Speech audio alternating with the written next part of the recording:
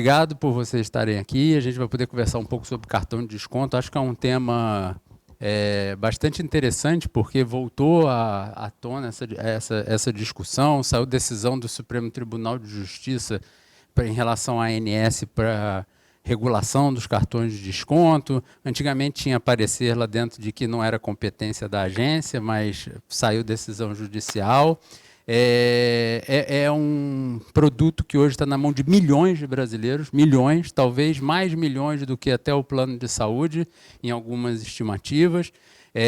Mas, ao mesmo tempo, é um produto que tem por característica uma limitação do espectro do cuidado que traz sempre preocupações. Então, a gente hoje aqui está com 3 pessoas que eu juro que não fui eu que montei a mesa, mas 2 são meus amigos há muitos anos e um é uma pessoa que eu tenho maior carinho, admiração, e uma das poucas pessoas que carrega no sobrenome a forma como gere o time, né, Shibata. Então, o Masanori, ele é uma liderança dentro do Doutor Consulta desde o início, cara, e é uma pessoa extremamente importante no sucesso da empresa, extremamente importante mesmo. Luiz Celso já trabalhou na agência, Luiz Celso ficou rico lá na Intermédica, agora ele carrega até uns cartõezinhos, olha aqui, gente, quando vocês ficarem ricos, vocês vão carregar uns cartõezinhos assim. E o André Médici é um senior economist que fez carreira fora do Brasil, é super difícil isso, a gente sabe, para um brasileiro ser reconhecido fora do Brasil. O André fez sucesso no Banco Mundial, no Banco Interamericano de Desenvolvimento, trabalhou com Colômbia, Venezuela, Argentina, Uruguai, Brasil, um dos pensadores originais do Sistema Único de Saúde. Então, aqui a gente está com gente muito robusta para discutir esse tópico, né? Eu vou começar, então, passando a palavra para o André. O André trouxe alguns slides para a gente poder contextualizar a questão, e aí a gente segue com as apresentações e depois a gente vai para o debate, tá bom? Vocês projetam, por favor, os slides do André? Eu não sei se vocês têm um passador de slide. Tem passador? Não? Ah, então tá. Então vamos assim mesmo, né? Vamos assim mesmo. Ok. Bom, antes eu queria agradecer, né? E é um prazer estar aqui na presença de vocês, do Leandro, que é um amigo de longa data, né? Do Luiz Celso, né? Antônio Celso, Luiz Celso e do Dr. Shibata, né? Bom, os médicos de lá sabem como é que é o sobrenome dele. E, basicamente, a discussão que eu vou fazer é muito mais introdutória. Eu vou trazer um pouco algumas questões da experiência internacional, como é que essa questão está sendo colocada do ponto de vista da aparência e da regulação. Então, eu pediria para passar para o próximo, por favor. Quero falar no máximo 8, 10 minutos, né? Por favor. Podia passar para o próximo, por favor? Obrigado. Bom, no caso dos Estados Unidos, uma das questões que é importante, né, que tem cartão de desconto, claro que tem, né? Agora, a questão de que a maioria esmagadora da população norte-americana que está aí tem planos públicos, que é o Medicare, o Medicaid, né, ou planos privados de saúde, né? Você pode dizer até que os planos criados pelo Obama, com o Obamacare, são planos públicos. Na verdade, eles são planos privados, mas têm uma regulação pública, né? Então, basicamente, isso faz com que as pessoas que dependam de cartões de desconto, um número muito pequeno, né? Mas eles têm um caráter importante, que é a complementariedade. É isso que acontece mais nos Estados Unidos, ou seja, os cartões existem em grande medida para o pagamento de consultas e procedimentos que não seriam cobertos, dados altos limites de dedução dos custos da pólice, nos chamados planos de autodedutíveis, e esse é um tipo de plano que, no caso específico dos Estados Unidos, os jovens preferem, né? Então, você tem os planos de autodedutíveis, você só vai usar determinado tipo de questão, mas para se proteger, você pode ter um cartão de desconto em determinadas modalidades, e eles aceitam isso daí, né? Então, essa é um tipo de coisa. Agora, tem cartões de desconto de vários tipos. E a população não tem uma estimativa. Eu tentei buscar, basicamente, qual é o número de pessoas que têm cartão de desconto. Não tem uma estimativa, mas deve ser muito grande, né? Porque é uma coisa que existe, principalmente em lugares que você tem uma cobertura bastante limitada em termos de seguros. O próximo, por favor. As regulações de cartões de saúde nos Estados Unidos são bastante específicas, porque os Estados Unidos não têm normas aplicáveis a cartões de saúde nos mecanismos de regulação de seguro. Isso é uma questão que tem que ficar bastante claro, né? Mecanismos de regulação de seguro não tem. Agora, isso daí porque eles não são seguros. Mesmo assim, eles são sujeitos a leis de proteção do consumidor. Então, você tem, basicamente, temas de transparência, deve ficar explícito nesse caso, quando você tem nessas leis, que os cartões não garantem cobertura de saúde, ele, na verdade, é uma coisa pontual, isso tem que ficar claro, mais por uma questão de transparência, e a questão de práticas comerciais justas. Eles não podem ser comercializados de forma enganosa como substitutos de seguros de saúde. Então, é um pouco esse é o tipo de processo que existe. É bastante amplo, bastante liberal e assim por diante. Vamos ver na América Latina agora. O próximo, por favor. O próximo, isso.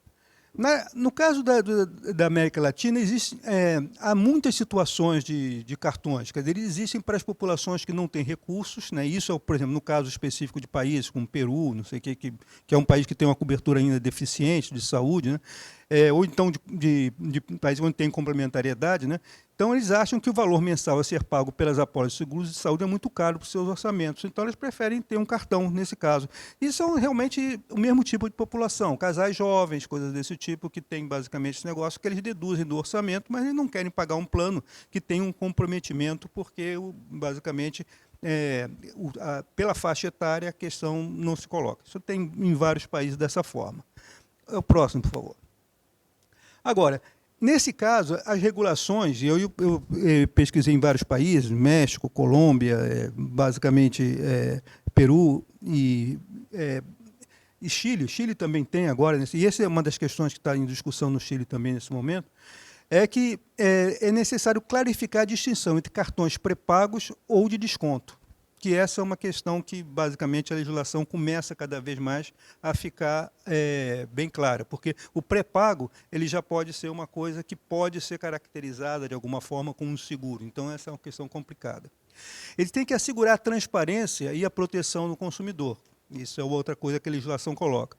E promover seguros privados flexíveis às necessidades individuais e acessíveis. Na verdade, isso tem criado cada vez mais um processo de flexibilização do mercado de seguros, porque, efetivamente, aquela questão de que você tem one size fits for all não funciona no mercado de seguros.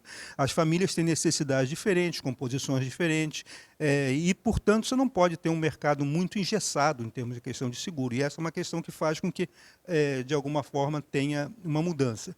E a outra função seria educar os consumidores sobre as opções disponíveis, as que mais seriam adaptadas às suas necessidades. Muitas vezes, determinadas questões das composições, né, muitos seguros de saúde estão aceitando a composição, ou estão até mesmo funcionalizando, criando seus próprios cartões de desconto para a questão dos copagamentos, que muitos países têm seguro de saúde com copagamentos, é uma questão bastante colocada.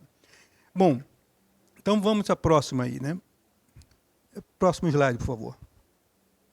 Então, com base nisso daí, quer dizer, aí eu queria já finalizar, né, as recomendações que a gente pode fazer baseadas na experiência dos Estados Unidos e da América Latina é que a regulação de cartões de saúde, quer dizer, seriam pré-pagos ou de desconto, seja feita no âmbito da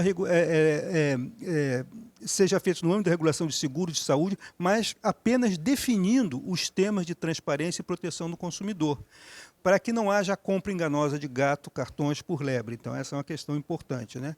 E que a ANS aumente as opções, que essa é uma questão que é fundamental para novas modalidades de planos flexíveis e mais baratos, né? Que permitam modular o plano de acordo com as necessidades, com recursos de cada indivíduo, família, incluindo as opções de planos somente ambulatoriais ou até mesmo planos somente hospitalares, e dando um pouco mais de cobertura para que, efetivamente, você tenha uma proteção, né, que seja adaptada às necessidades específicas de cada um. Isso, para mim, seria a melhor forma de você fazer com que os cartões de desconto entrem na real dimensão que eles não são um mecanismo de proteção, mas eles são um mecanismo de alguma forma, reduzir o custo de qualquer despesa adicional que você tenha, no caso específico do seguro médico. Então, seriam basicamente essas as questões. A próxima, só para colocar o contato, né? Não, sim. Então, a conclusão nesse caso. Essas duas soluções devem ser adotadas mais cedo ou mais tarde, isso é a coisa que vai acontecer colocado, porque se for do interesse aumentar o mercado de planos e torná-lo acessível para aqueles que, mesmo querendo, não podem pagar pelos planos. Então, essa é a questão importante. Agora, nessas modalidades flexíveis, os seguros poderão ser combinados de forma seletiva, com cartões de saúde para acesso a tecnologias de custo mais elevado, ou em substituição a copagamentos para planos de menor custo, que, de alguma forma, exijam esses tipos de mecanismo. Caso contrário, a gente não tem alguma solução que vá nessa linha, no rumo que vai o Brasil, a tendência do mercado de saúde suplementar é minguar, né? E haja SUS, né? Que esse é o tipo de questão que a gente tem que pensar daí por diante. Luiz, você hoje não, já tem bastante tempo, você é dirigente de uma das maiores operadoras de plano de saúde do país, uma operadora verticalizada, que é a combinação de duas outras operadoras mais antigas, uma com atuação mais no Nordeste, outra com atuação mais no Sudeste. Eu queria que você compartilhasse com a gente a visão de vocês, né? O mercado de plano de saúde no Brasil é um mercado tranquilo, calmo, estável, que não tem emoções. Então, como é que vocês enxergam essa oportunidade do cartão de desconto? É uma oportunidade, é uma ameaça? É algo que ajuda a construir? É algo que tem risco de destruir? Como é que é a percepção de vocês, por favor? Você está com a palavra. Muito bom, Leandro. Bom dia. Acho que tá. Perfeito. Bom dia a todas e todos. Agradeço mais uma vez o convite formulado. Cumprimento você, Leandro, professor André Metz e meu amigo Massanori. Prefiro Massanori do que Shibata. Leandro, o que me enriquece são situações como essa e as amizades que a gente tem na vida, tá bom? Não é o dinheiro, não, é isso que me enriquece. Eu vou dar uma opinião minha mesmo e também, claro, também compartilhar qual é a opinião da gente como setor e também como operadora, Leandro. Eu tendo a concordar em muito com desse André Metz aqui, no que ele traz de recomendação ou de visão de regulação, né? Não vejo como ameaça, vejo como uma oportunidade. E eu trago a oportunidade, inclusive, para defender uma regulação. Uma regulação na medida certa. A gente tem que tomar um pouco e fazer uma reflexão sobre como deve se dar a regulação, né? E como é o exercício correto e adequado da boa regulação, né? Regulação transparente, regulação legítima, regulação, inclusive, legítima porque ela tem que ser justificada, né? Por que regular algo que precisa ser regulado? E não, dai a César o que é de César, na medida das suas peculiaridades, das suas particularidades. Por isso, concordo com o professor André Metz que não dá para imaginar uma regulação de cartões de descontos como é a regulação atual do plano de saúde, né? Até porque são coisas diferentes. Mas eu pergunto a todos que estão aqui, né? Quantos são, de maneira confiável, quantos são os beneficiários de cartões de descontos? Quem são as empresas que oferecem cartões de descontos e como oferecem, né? Quantos atendimentos são realizados? Quantas consultas, quantos exames ou quaisquer outros procedimentos? Nós não sabemos. A gente estima, ou cada uma divulga o seu, mas nós não temos dados confiáveis. Isso chama-se assimetria de informação. Isso atinge a sociedade como um todo e especialmente o consumidor, né? Eu não estou nem falando de desfecho, porque essa é uma discussão que também atinge até os planos de saúde também. Então, fiquemos só na questão do dado quantitativo, tá bom?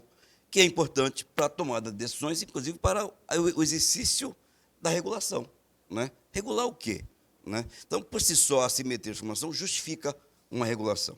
Mas uma regulação, mais uma vez, que tem que observar. Vamos lá.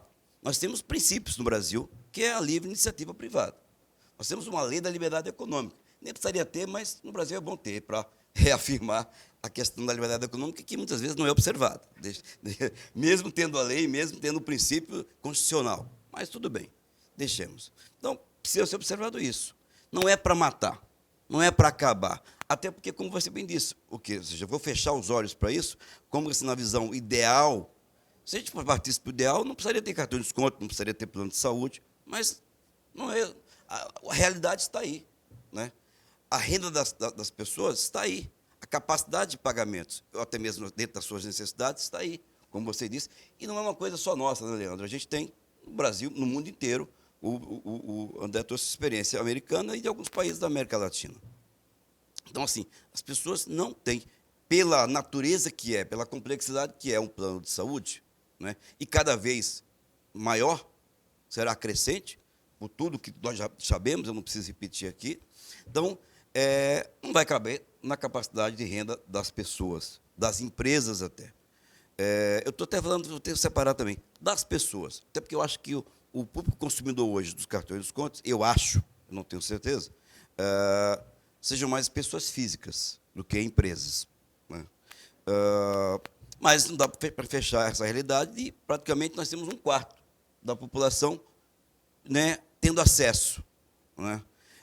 E a gente pode entender, discutir qualidade de acesso, mas nem vou também entrar nisso. Vamos ficar só no acesso. Só ter uma porta, fazer um exame e fazer uma consulta, né? A gente tem 1/4 da população que paga do seu próprio bolso, né?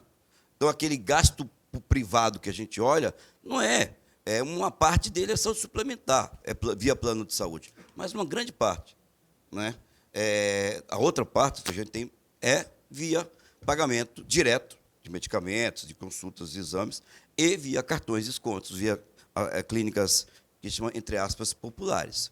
Leandro, eu vejo uma oportunidade para as empresas que, trazendo uma regulação, e aí eu concordo com a tua segunda, tem que vir combinado entre regular os cartões de descontos de uma forma específica.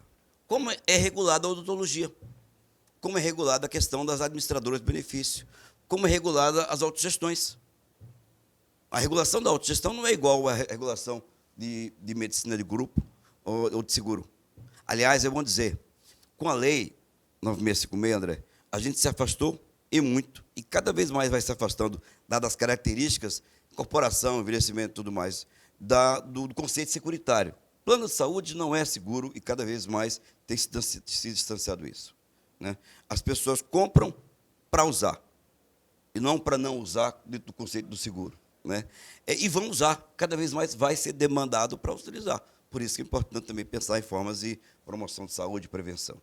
É uma oportunidade para as operadoras, porque acho que abre a possibilidade, sim, eu acho que tem que ser pensado, de uma possibilidade de oferta por parte das operadoras de um produto, de uma nova segmentação. De uma segmentação também de consultas e exames, inclusive com limites. Inclusive com limites, né? Porque é isso que vai influenciar depois no preço. Porque se eu trago o conceito e digo que é ilimitado, né, e que tem uma cobertura abrangente, as pessoas não vão conseguir pagar, porque vai custar caro. Ninguém vai vender um plano de saúde sabendo que ele vai dar prejuízo. Nem pode. Isso é temerário. Então, acho que é uma oportunidade para as operadoras e uma oportunidade, Massanori, já te falei isso, para quem quer, de fato, com seriedade, oferecer cartões de descontos. A regulação é boa, na medida certa. É boa para todo mundo. Traz segurança, traz transparência, separa o joio do trigo, o que a regulação do plano de saúde trouxe, Leandro. Que era o setor de plano de saúde antes da regulação. Entendeu? Qualquer um podia oferecer. Mas precisava ter reservas, precisava ter dados, precisava ter estruturação, precisava ter atuário para definir o preço do produto e o risco atuarial? Não, não. A regulação trouxe tudo isso. Isso é a grande riqueza da regulação, que eu acho que pode ser da medida certa, não para matar, não para tornar o mais caro e dentro de uma visão ideológica, fechar as portas para essa realidade das pessoas que não conseguem pagar um plano de saúde. Então, defendo uma regulação, sim, adequada à realidade, defendo uma flexibilização de maneira também correta e transparente, para que as pessoas saibam, e acho que é importante, e eu termino já, Leandro, aqui essa primeira parte, que as pessoas possam ter e preservado um direito que é o principal, o direito de escolha, ter opções, porque também isso é um perigo. A partir do momento que você faz isso, pode haver uma tendência a diminuir a oferta, ou acabar, das demais segmentações. Então, é preciso pensar, sim, numa forma de uma regulação, preservar esse direito de escolha, essa opção de escolha. Sim, tem a opção de um plano mais enxuto, consulta e exames, o cartão de desconto, que não é esse plano.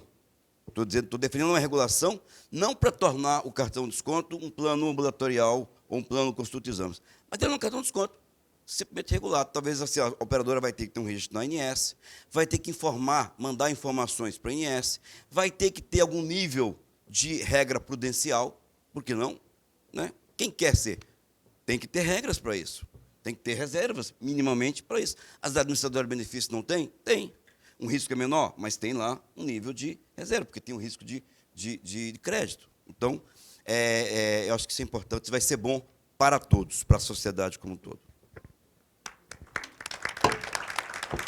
Obrigado, Luiz. É isso, regulação é igual piscina fria, né? Quando você está dentro, você fala assim, vem. E quando entra, todo mundo faz uma cara elegante, assim, mas é a piscina fria.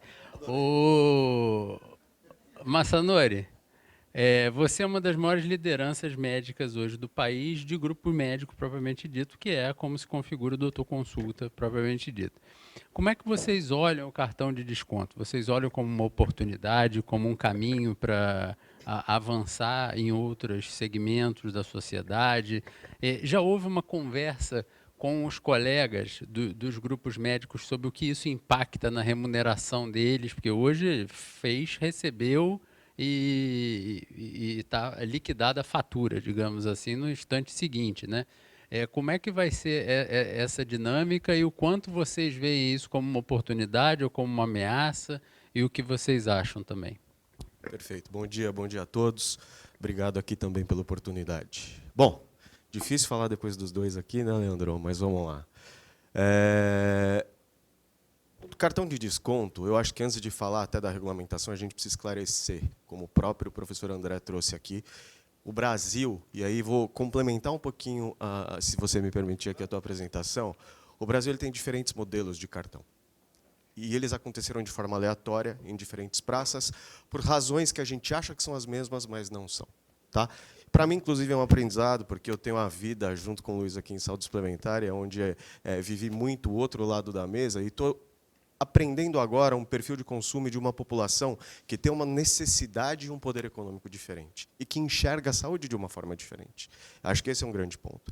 A gente acha que todo mundo, é óbvio, o sonho do brasileiro é ter a casa própria, é ter o plano de saúde, é óbvio que é. Eles querem ter. Só que o que eles entendem por saúde de qualidade, o que eles entendem por acesso à saúde, não necessariamente está dentro de um plano. Porque tem muita gente, parentes, funcionários que estão aqui de vocês, que utilizam estruturas como as estruturas de atenção primária, que foram tarjadas de clínicas populares, que hoje atingem classe B e atendem pacientes de operadora de saúde, que vão atrás de uma qualidade que eles não encontram num sistema que já está estruturado. Então, acho que a questão que se coloca à pauta é por que juntar tudo dentro de um mesmo bolo, e aí, pegando um pouco do que o professor André trouxe, eu acho que o conceito que a gente deveria estar agora é de complementariedade. E eu concordo muito com isso. Porque a gente não precisa ser um único modelo privado, onde você tem fonte pagador e prestador. Porque o histórico do cartão, e puxando ele um pouco lá para trás, eles não nasceram como cartão. Eles nasceram como clínicas, que vieram ocupar um espaço. Tá? E falo até pela própria história do Doutor Consulta. O Doutor Consulta foi criado para uma classe, para algo que não foi o que ele e não é o que ele atende hoje. O Doutor Consulta foi criado para a classe C, D e E. Hoje ele atende classe B e C, tá? Dentro de São Paulo. Como eu disse, com pacientes, inclusive, que têm plano de saúde, mas que buscam o prazo que não é entregue para eles na saúde suplementar ou que não é entregue dentro do serviço público. Agora, por que isso é negativo e por que a gente tem que usar para isso já uma estrutura de regulamentação? Então, acho que isso a gente está provocando bastante de uma forma muito positiva e construtiva, porque a gente não é contra a regulamentação, mas a gente é a favor de um perfeito entendimento. Porque existem empresas que também têm uma forma de entregar saúde através de cartão, mas que são por trás prestadores, como a própria Rede Doré, que é no nosso caso. Eu tenho uma estrutura de clínicas hoje que presta serviço de forma particular, out of pocket ou através do cartão. Tá certo? E também, em alguns dos casos, algumas empresas que são amigas nossas, que também são credenciados de operadoras, que prestam serviço para as operadoras em áreas, por exemplo, em Porto Alegre, aqui mesmo, na Baixada Fluminense do Rio de Janeiro, onde o acesso a clínicas de qualidade ele acaba ficando restrito. E presta assistência hoje para todas as operadoras que estão aqui nessa sala. Então, existe, eu acho que, um debate anterior que é desse esclarecimento. E quando a gente vai para o cartão de desconto puro, e concordo com o que vocês estão colocando, existe realmente ainda eu acho que uma discrepância dentro do conceito do que é o transacional financeiro, de dar um voucher ou um desconto, e o que é a entrega da assistência. Tá? E a entrega da assistência ela não pode ser penalizada numa discussão como essa. Porque você tem muitas estruturas de atenção primária hoje que viabilizam a saúde em diferentes regiões através também do cartão. Se elas forem colocadas de uma mesma forma de quem só tem o cartão, a população vai sofrer. Com certeza a população vai sofrer, porque ela depende desse acesso. Doutor Consulta hoje em São Paulo, são quase 4 milhões que a gente deve bater de atendimentos que a gente faz para uma população que está na região metropolitana e que a gente sabe aonde que a gente se insere dentro dessa população. Então, vamos lá. É modelo de negócio, mas tem que ser considerada a necessidade e o que a população moldou. Porque quando eu falo que foi criado para CDIE e hoje é B e C, é porque a população precisava e ela começou a utilizar. Jamais passou na cabeça do grupo, do Tomás, inclusive, que fundou o Doutor Consulta, colocar uma unidade em Moema, na Avenida Ibirapuera. Mas quando se começou a entender que os pacientes de Moema, que quando eu entrei em Doutor Consulta, a gente via achando que eram os empregados, os motoristas das pessoas de Moema que estavam utilizando, a gente viu que eram os moradores de Moema utilizando, opa, tem algo errado dentro dessa situação e desse sistema.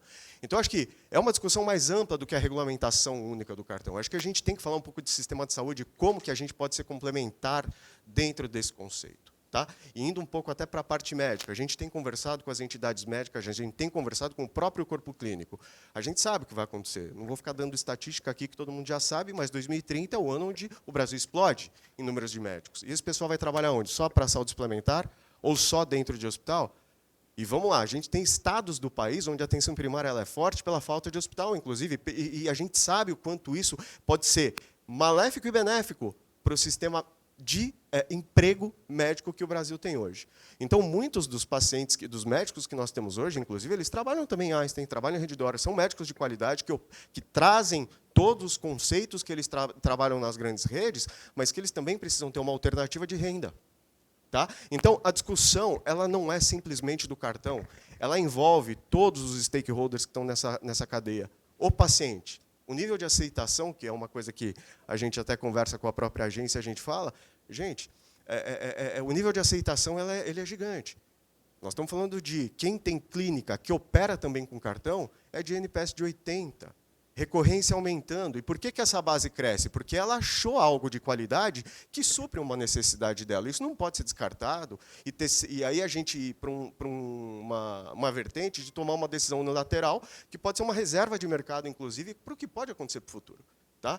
Então, aqui eu acho que é uma discussão muito ampla que deve ser feita, e com todo o respeito e carinho que eu tenho, a saúde suplementar, da onde sou grato e devo muito da minha vida, mas eu acho que não sei se é o melhor, Leandro, a gente continuar falando que tem que ser tudo no mesmo cesto. Tá? Por que não aproveitar esse momento e talvez discutir algo diferente? Porque é um momento muito rico, eu acho, que é um momento único que a gente está vivendo, e que tomar uma decisão falha agora, eu acho que é bobagem. Eu acho que a 9656, 8080, ela mostrou para a gente que mais debate pré seria muito mais eficiente para o momento que a gente está vivendo hoje. Agora, tomar uma decisão rápida hoje, por quê? Né? A gente vai tomar essa decisão rápida hoje, sendo que a gente tem aqui uma questão de longevidade populacional que a gente tem que colocar e que deve ser considerado o acesso que é gerado por essas redes de clínicas que também fomentam e trazem o cartão. Sou a favor de todos os modelos de cartão? Não, eu sou a favor de uma assistência entregue com qualidade. E tem muita gente que faz entrega de assistência com qualidade através também de um produto chamado cartão, que não é um cartão de desconto. Ele nada mais é do que um programa de fidelidade, como a gente tem de voo e como a gente quer trabalhar, porque eu tenho acesso a uma tabela diferenciada para algo que me atende. Né? Então, acho que existem questões de continuidade, que a gente sabe, de tratamento, existem questões como se fala, de completude de atendimento que tem que ser dadas, mas isso é o que eu aprendi nesse ano dentro desse mercado. Esse público, ele vê a saúde de uma forma diferente. A gente tem que começar a ver a saúde dessa forma diferente, porque, senão, a gente só vai ver o lado empresarial e, mais uma vez, o brasileiro vai sofrer por decisões unilaterais que vão ser tomadas, sabe, por forças que não são as forças que, de repente, vão defender os interesses deles como saúde e como longevidade populacional. Obrigado. A gente começa agora o momento de debate, onde eu vou fazer aqui algumas perguntas, mas a gente tem tempo para, inclusive, ouvir a plateia aqui. Então, desde que não agrida os apresentadores, está tudo certo. para fazer pergunta, não tem grandes problemas. Ele já tem uma querendo fazer pergunta. Não, eu vou abrir então para pergunta. Vamos fazer confusão, senão fica mais divertido assim, né?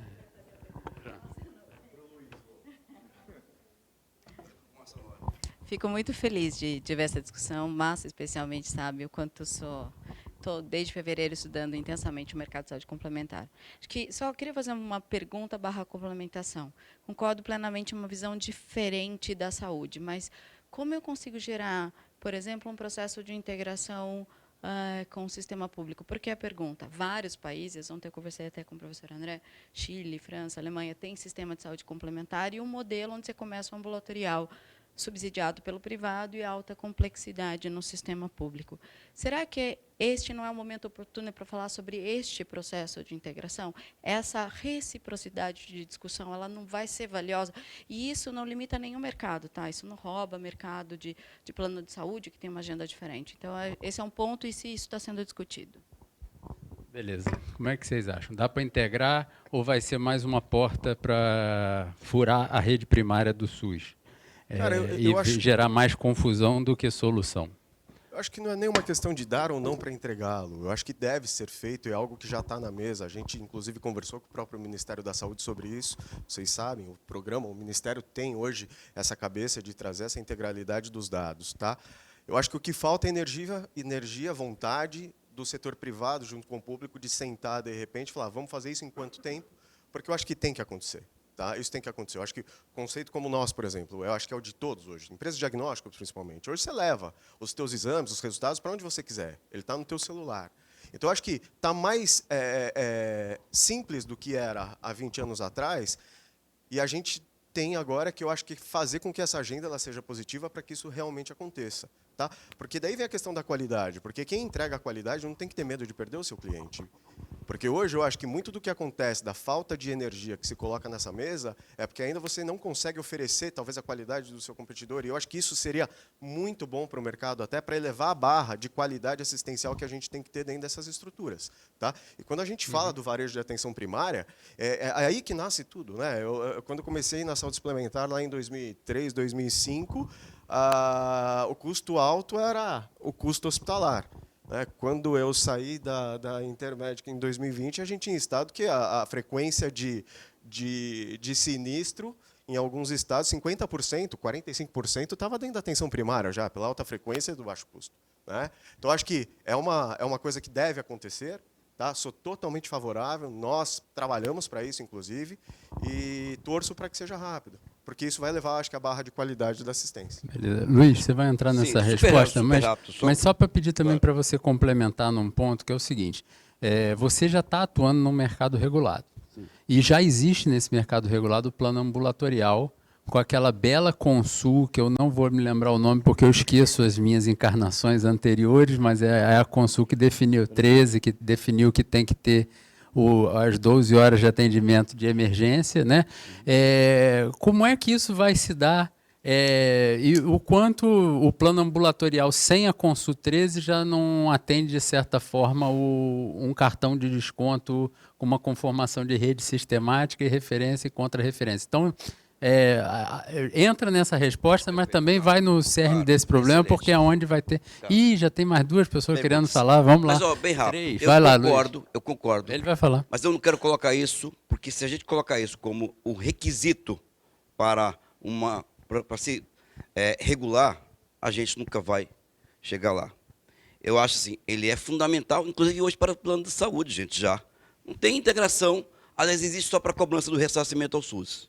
Mas para complementariedade, de resolutividade, de qualidade, até mesmo para o plano ambulatorial, que já existe hoje, ele é comercializado e tem milhões de pessoas com esse plano ambulatorial, não existe integração nenhuma para você ter necessidade da internação depois no SUS. Tudo que você fez na saúde suplementar, nada vai servir para o SUS já hoje. Então, e já é uma realidade. Hoje as pessoas, milhões de pessoas, têm acesso a cartões ou diretamente a clínicas, e essa não é integrada ao SUS. Acho que um primeiro passo é uma regulação. Mais uma vez, uma regulação na medida certa. mas é um primeiro passo para depois, inclusive, tendo dados, tendo informações, a gente tenha um único banco de dados e comece a organizar as ações complementares. É fundamental, por exemplo, isso vai ajudar e muito numa situação crítica, que é a questão da oncologia. O câncer está aí, cada vez mais prevalente, e é fundamental termos o quê? Diagnóstico precoce. Né? Mas de nada vai valer o diagnóstico precoce se a gente vai depois ter a questão da regulação que é separada, que não é integrada. Então, é preciso pensar em regulação única, é preciso pensar em complementariedade. Primeiro passo, regulação. Depois, a gente, ou simultaneamente, trabalhamos na agenda da integração complementar. Aí, Leandro, só acho que o Médici quer falar isso, eu volto na tua pergunta. Tá bom, então vai lá, André. Não, é uma questão bastante rápida. Quer dizer, eu acho que isso é o ideal de todo mundo, né? O que você está colocando, basicamente, tem integração desse processo todo. Mas tem falhas específicas muito grandes no sistema brasileiro, do meu ponto de vista, que estão associadas ao fato de que a gente não tem um prontuário eletrônico de saúde, não tem interoperabilidade dos dados, não tem um processo pelos quais a gente possa avançar nessa linha. No momento que a gente tiver esse tipo de questão, eu imagino que esses processos vão ser possíveis. Agora, tem que investir muito em tecnologia, e não é só questão de tecnologia, tem que investir muito no que os americanos chamam de mindset. As pessoas têm que mudar a forma de pensar a questão da saúde e colocar transparência especificamente nesse tipo de informação que tem que circular. Porque isso daria para você ver. Tem duplicação? Não tem duplicação? Tem buracos de cobertura? Como é que vai fazer esse tipo de processo? É por aí. Quer dizer, eu acho que é aí que realmente as coisas podem avançar um pouquinho mais. Só para dar esse... Obrigado, André. Luiz, Leandro, sabe por quê? tu vai seguir com o plano ambulatorial porque... sem consulta 13 ou vai seguir no cartão de desconto? Não, a gente oferta, inclusive, em algumas praças, inclusive, mais recorrentes, o estado do Rio Grande do Sul, alguns estados do Norte e Nordeste, as pessoas demandam e há oferta nesse sentido, tanto que os dados da ANS comprovam que você tem muitos beneficiários vinculados tão somente ao plano ambulatorial de que está hoje. Só que ele é caro. Ele é caro do risco que ele oferece. E não estou falando somente da questão parece-me que o grande obstáculo da comercialização e risco associado do plano ambulatorial atual é a questão do pronto-socorro. Não é, Leandro, tão somente. Mas as coberturas que estão ali, ambulatoriais, e cada vez mais recorrentes, a questão da frequência de utilização e o custo associado a isso, faz com que esse produto seja caro frente à capacidade de pagamento das pessoas. Então, você vende pouco. Ao vender pouco, você tem uma questão complicada que é a antisseletividade. Vai comprar mais quem precisa utilizar. E aí você não tem mutualismo, torna-se um plano atrativo para quem precisa utilizar. Não é o conceito que você tem no plano de saúde. Então, você precisa ter larga escala para você ter um mutualismo associado. O plano de saúde mais enxuto, sem a porta, sem o pronto-socorro e sem algumas coberturas, né, sem excluir a oferta desse produto também, se a pessoa puder pagar, ela vai pagar o plano de saúde ambulatorial completo, ou ela vai pagar o plano de saúde hospitalar ou complemento. Exatamente, dentro da capacidade e das necessidades das pessoas. Quando elas tiverem, até inclusive com uma escada, eu começo desse jeito, eu melhorei minha capacidade, ou de acordo com as minhas necessidades, eu vou partir para um plano ambulatorial, ou o ambulatorial mais hospitalar com ou sem obstetrícia. Primeiro, elogiar o painel, hein, cara. Se tiver a votação do melhor painel do FIS, ou do Health Forum, vamos votar, porque... até para esticar. Passando... Começando pelo melhor, mas genial. Cara, fazer uma pergunta para você, Massa, e aproveitar a sua experiência dos dois lados. E tem um pouco a ver com essa questão da comparação com o ambulatorial. Eu estava batendo um papo com o Paulo Chap semana passada sobre o controverso estudo do IEPS, que despertou paixões, né, violentas e tal. Mas tem um aspecto do estudo dele que passou meio batido, e a gente está falando sobre isso, que é o volume de custo, o tamanho dos custos transacionais que a gente tem no Brasil. Né? Eles fizeram uma análise, é disparado o custo transacional mais alto do mundo. Tem a ver com isso. Né? A gente foi criando um volume de obrigações acessórias e reportes, e né, sempre aparece alguma coisa, e não é só via agência reguladora, tem compromissos de Senacom, toda hora surge um custo transacional adicional.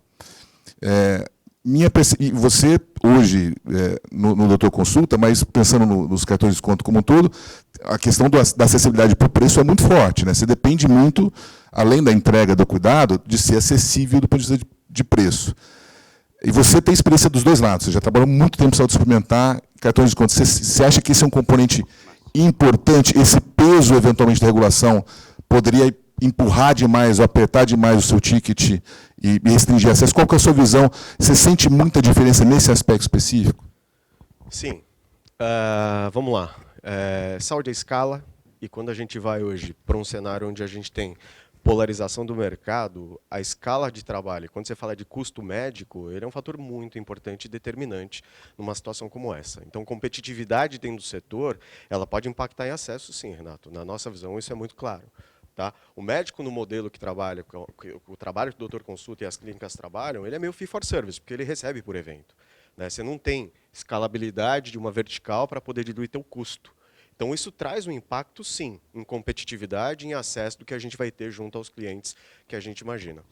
O que a gente vê? Né? E aonde que eu acho que é a preocupação? O preço não é tudo. Isso é uma das coisas que também a gente descobriu. O ponto é tempo também.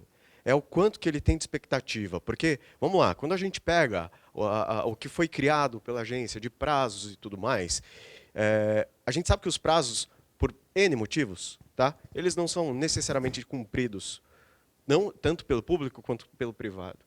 E o paciente, ele tem a angústia e a aflição dele. Acho que esse é o maior aprendizado que eu tive, Renato, nesse tempo que eu estou nesse mercado de medicina out of pocket.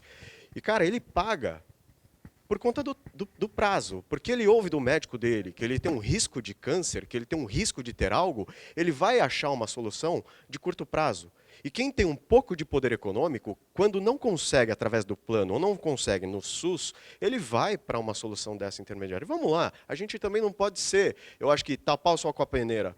Todo mundo aqui paga dermatologista. As mulheres devem pagar dermatologista particular, independente de ter plano ou não. Entende?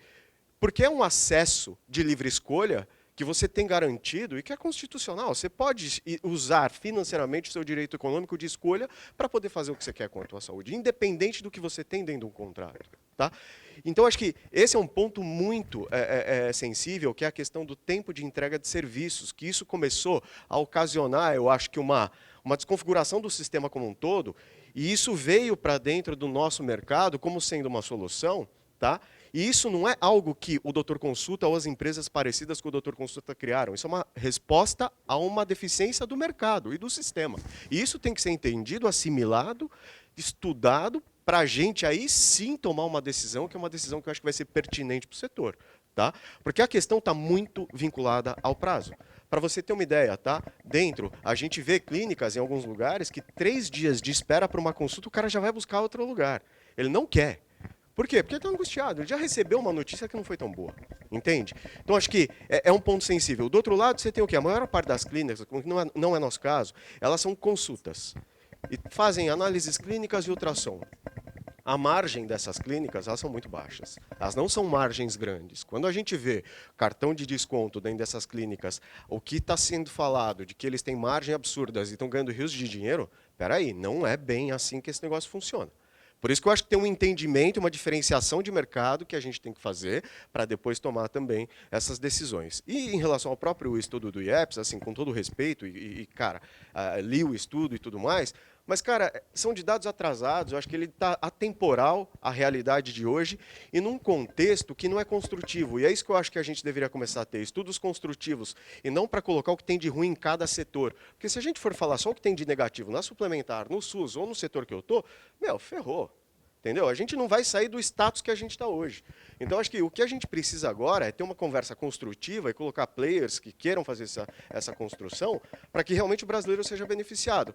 Porque daqui a pouco, o problema que está no suplementar vai vir para o nosso setor. E aí o acesso vai para onde? Vai ser para o SUS. Quanto que o SUS tem de orçamento para os próximos anos para conseguir fazer o atendimento que essas clínicas, que as nossas clínicas fazem hoje? Não tem. Né? Então, acho que é bem amplo, é muito sensível, tá?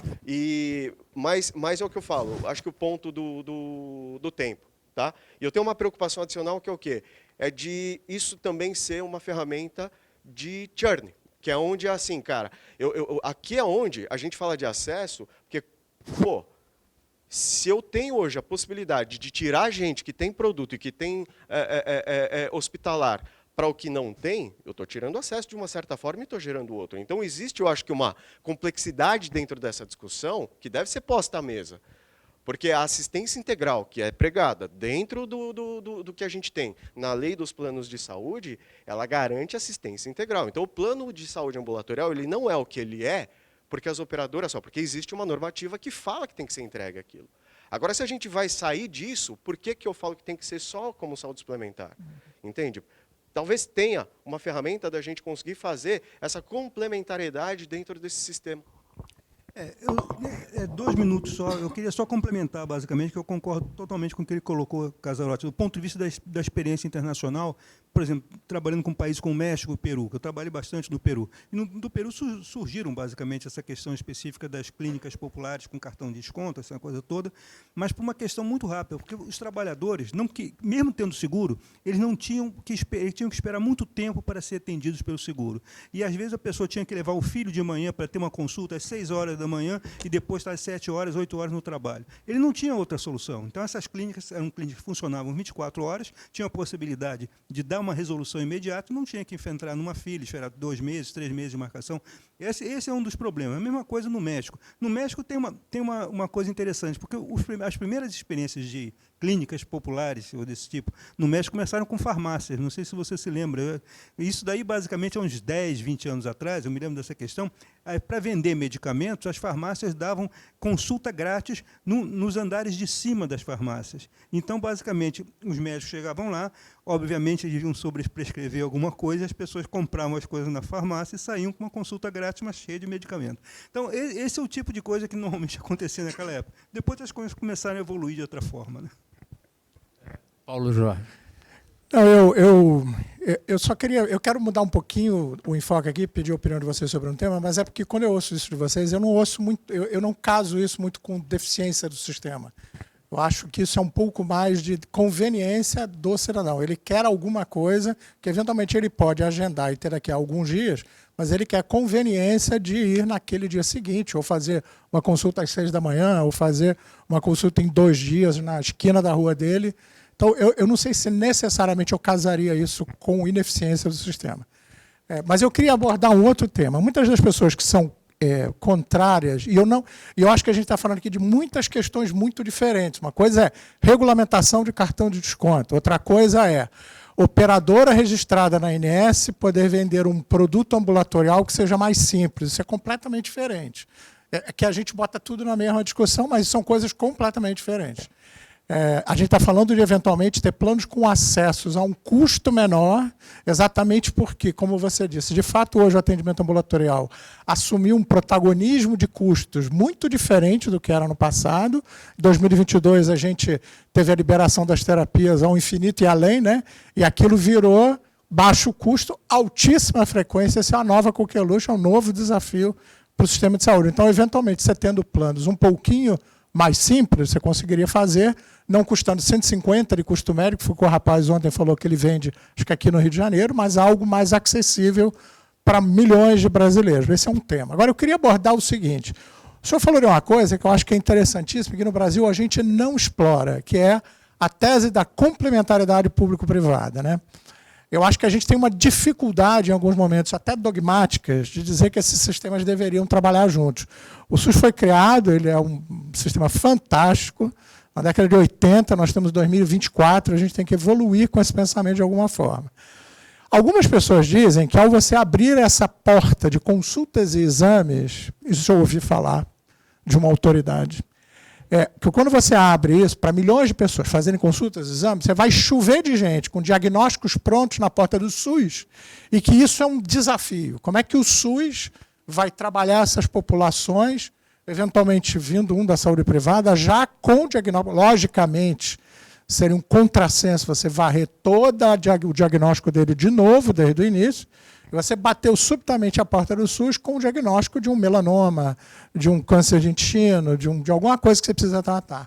E isso seria um problema. E eu estou aqui, eu estudei saúde pública também, assim, eu tenho as minhas opiniões, mas eu gostaria de ouvir do professor e de vocês também, Márcia e Celso, Olha, e do Leandro também, porque ele entende bem desse negócio. Não, obviamente, eu diria que o sonho de todo mundo é que você tivesse basicamente essa integração e que esse tipo de problema não ocorresse, né? Eu imagino um pouco que a reação do pessoal do SUS em relação a essa questão é o fato de que você não tem, por exemplo, a questão da certificação, né, do tipo de encaminhamento dessa área que a gente chama de continuidade do cuidado, continuum care. Você não tem esse tipo de certificação. Como é que você poderia ter isso?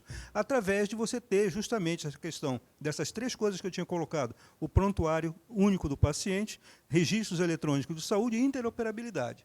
São 3 coisas que garantem, basicamente, com que você, à medida que você já tem isso dentro dos sistemas, ela está autorregistrada, quer dizer, ela está certificada, certificações prévias aconteceram. Então, esse tipo de processo poderia colocar, simplificando uma série de etapas, evitando duplicações e tendo, basicamente, a própria continuidade do cuidado, porque você passa a ter as etapas definidas através de marcação eletrônica, de consulta, através da passagem de um prestador para o outro, como você quiser. Mas são processos que demandam muito aquela questão que eu coloquei, um problema de mindset. A gente tem que mudar, né, muitas vezes, a mentalidade de como esses 3 setores têm que se integrar para que essa coisa venha a ocorrer. E isso não é fácil, não, porque não acontece. Os Estados Unidos não têm. Não tem. Né? Muito poucos países estão trabalhando um pouco nessa linha. Talvez Singapura, né? Ou seja, Singapura, mas é um país pequeno, mas, de qualquer forma, são países que já têm esse tipo de processo. Então, essa é uma questão que vai demorar muito tempo, eu diria ainda, porque existem barreiras, né, que são muito mais humanas do que tecnológicas para serem vencidas. Né?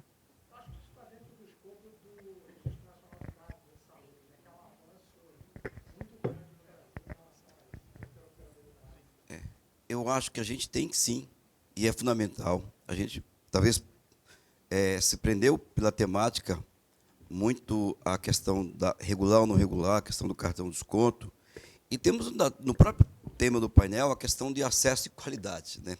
E a gente, inevitavelmente, até pelas carências que a gente tem, acaba indo muito para a questão do quantitativo. A gente falou de prazo de atendimento. Legal, é um indicador, mas ele não necessariamente garante qualidade, porque qualidade e tem a ver com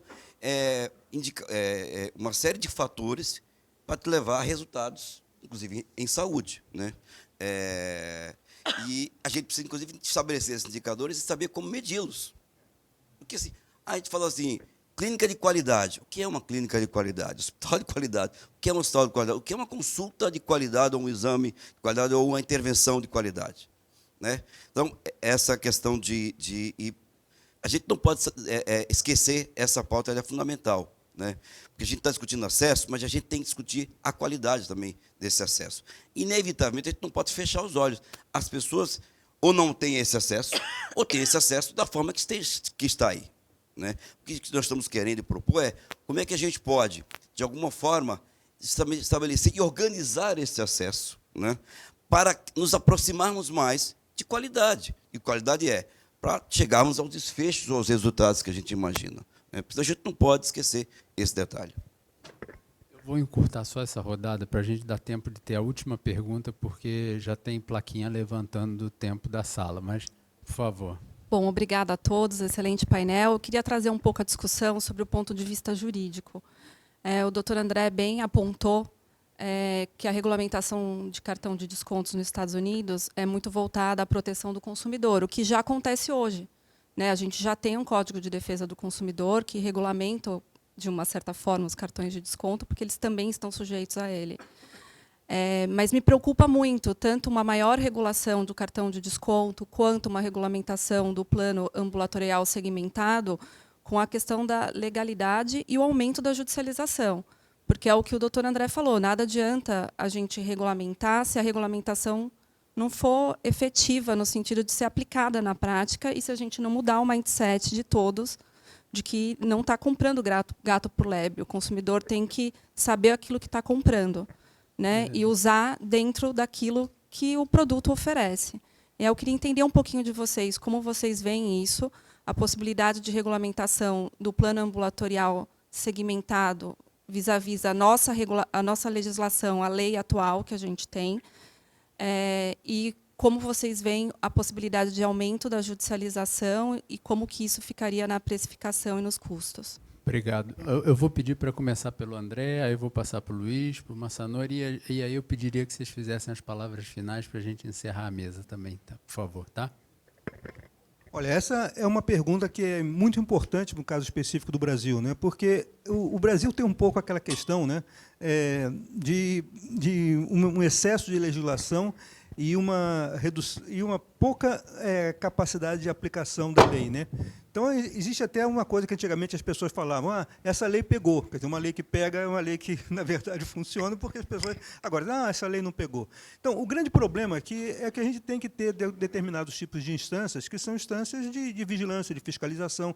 E isso é uma coisa que eu sinto que falta na estrutura específica das próprias instituições, né? Não é que eu vá criticar a ANS, né? Mas durante muito tempo eu fiz alguns artigos sobre isso, mostrando que a ANS tinha que ter uma estrutura um pouco mais ampla de vigilância, especificamente, do que está acontecendo no cumprimento das normas que estão sendo aplicadas, especificamente. Isso vale para as instituições de defesa do consumidor, vale para determinados tipos de questões, e isso é um processo que poderia ser feito se você tivesse, basicamente, uma série de questões que aumentassem, talvez, o orçamento da ANS, os funcionários da ANS, ela tem que ter mais presença nos estados que ela não tem, uma série de coisas desse tipo, né? Então, são problemas estruturais que têm que ser resolvidos a longo prazo, do meu ponto de vista. Não sei como é que... Obrigado, André. Ana, vou fazer aqui uma comparação. Se nós apagássemos ou tivéssemos apenas uma dessas lâmpadas aqui acesa nessa sala, talvez não tivesse um ambiente tão agradável e não fosse suficiente, né? É preciso várias em diferentes locais, cada uma com a sua função. O Código de Defesa do Consumidor é uma lei geral, importante, uma lei que veio, que pegou, clara, transparente. Eu digo isso com muita tranquilidade, porque eu fui de um órgão de defesa do consumidor, iniciei minha carreira profissional na Fundação Procon de São Paulo com muito orgulho, né? E atuei durante 3 anos lá, né? Aplicando a diversas relações de consumo o Código de Defesa do Consumidor. Tenho várias histórias, se tivesse tempo, contaria algumas bem engraçadas. E por isso que nós temos leis específicas para regular relações de consumo específicas, como a própria Lei 9656. Então, sem prejuízo de aplicarmos, sim, e observarmos os princípios consumiristas para essa questão, eu defendo, sim, uma regulação. Acho que temos necessidade, e acho que estão presentes os requisitos para a necessidade de uma regulação, dentre eles, inclusive, a própria necessidade. Para ter uma regulação, é preciso ter uma necessidade de regulação. E ela precisa ser clara, transparente, ela precisa ser legítima, Massa. E legítima ela precisa passar por uma discussão e os interessados. E o mais importante de tudo, ela assegure benefícios para todos. O interesse público tem que estar presente. Então, uma regulação que vem e traz mais prejuízos do que benefícios, não é uma regulação boa e adequada. Então, é claro que no Brasil sempre tem que se combinar o jogo com os usos, que nós estamos falando do judiciário. Vai aumentar a judicialização? Se ela for clara, transparente e legítima, ou seja, se ela for discutida com a sociedade, utilizarmos os instrumentos, e a agência tem isso, a própria Lei Geral das Agências dá esse arcabouço para ela discutir, inclusive avaliar impactos regulatórios. É importantíssimo nesse sentido, um dos requisitos para uma boa regulação. É isso, muito obrigado mais uma vez, Leandro. Tô de acordo aqui também, Ana. Eu acho que esse é o ponto. O Luiz colocou bem, concordo até com as palavras dele. Por mais que eu não concorde com o Luiz em muita coisa, mas dessa parte a gente se entende bem. Mas eu acho que vai ser um desafio. O fato é que vai ser um desafio, porque a judicialização é um desafio hoje, né? Até um pouco até do que o PJ falou. Essa questão da comodidade, que se traduz um pouco pelo número de liminares que a gente tem hoje. Então, parte a comodidade, parte sim a ineficiência, porque a gente tem hoje essa quantidade de liminares que a gente está gerando dentro da cabeça do consumidor. E que parte dela é por ele nem saber o que ele tem. Vamos lá? Porque o consumidor não sabe o plano de saúde que ele tem. Ele não sabe nem o que ele tem direito. A gente vive isso na pele, né? Nós vivemos aqui quando foi implantada a CPTs e tudo mais, cara, você lembra? O consumidor ele chegava achando que tinha direito a tudo. Então, acho que tem uma questão de cultura também que a gente precisa melhorar um pouquinho. O consumidor tem que entender também o que ele tem às mãos, porque por mais que a gente fale aqui nesse ambiente, no final, eles que vão usar, eles não vão entender o que eles têm. Eles vão estar numa mesma unidade de alguém que tem um plano completo, que tem um plano ambulatorial atual, no modelo atual, que tem um plano talvez segmentado e um cartão de desconto. Imagina uma unidade dessa. Como que você fala para o cara que é a diferença? A diferença do que ele tem para a mesma consulta e o que ele vai ter do pós. Então, existe, eu acho, que uma ainda oportunidade muito grande até da própria cabeça do consumidor, porque o consumidor hoje, ele não sabe o que ele tem em mãos, e a gente vai entregar mais uma coisa para ele, com mais um grupo de regras, com um entendimento, principalmente para quem já teve plano de saúde, que, na minha visão, ele vai potencializar um pouco até essa judicialização, porque ele vai entender como um produto similar, que é o que muitos entendem, que é um pouco da discussão que a gente tem, que a gente precisa esclarecer. Tá? Das diferenças que existem entre um acesso de cartão e entre um acesso de saúde suplementar. Obrigado. Pessoal, eu sei que mais gente estava querendo fazer pergunta, mas não dá por causa do horário. Vamos encerrar com uma salva de palmas aos palestrantes, né? Obrigado a todos.